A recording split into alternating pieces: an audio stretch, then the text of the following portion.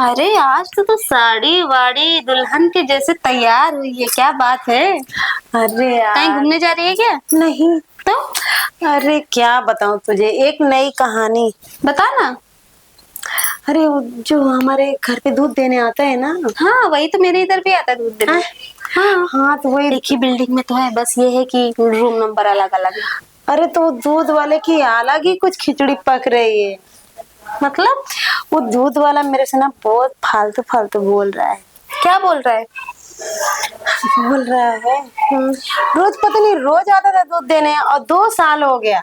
2 साल शादी होके हो गया मेरा, लेकिन उसने कभी नहीं बोला। आज पता नहीं कहाँ से बोला था भाभी। मुझे बताने में शर्म भी आ रही। बता ना यार, मुझसे क्या शर्म आ रही है? मतलब कि वैसे नहीं बता पाऊंगी ना।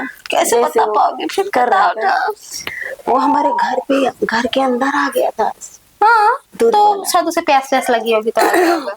गले फंसने लगा दूध वाले का नाम लेके। क्यों, तेरी सांसें रुक जाती है क्या उसका नाम लेके? पागल। बोल रहा था मैं बहुत प्यार करता हूँ तुमको, और मुझे ना पीछे से ऐसे। सच में? तू बता रही है या शर्मा रही है? अरे मतलब बता रही हूँ, मुझे शर्म आ रहा है बताने के लिए। और तेरे भैया को तो अभी तक पता नहीं है। और अरे वो तुरंत मेरा बताना चाहिए। नहीं वो फिर मेरा बैंड बाजा बजा देंगे। बहुत मारेंगे। तो फिर आगे क्या हुआ? आगे क्या हुआ, वो रोज यार दूध वाला आता है परेशान करता है, पता नहीं क्या है उसके दिमाग में। मेरे तो दिमाग में कुछ नहीं, क्योंकि सबको पता है मेरा पति तो बहुत अच्छा है ना। कि मुझे वो सब चीजों की क्या जरूरत है। और हाँ वो दूध वाला भी बहुत खूबसूरत है। जैसा मेरा आदमी है ना वैसे ही शकल का है, थोड़ा थोड़ा। ऐसा लगता है कि जैसे, मतलब मुझे कभी मैं देखी नहीं हूँ।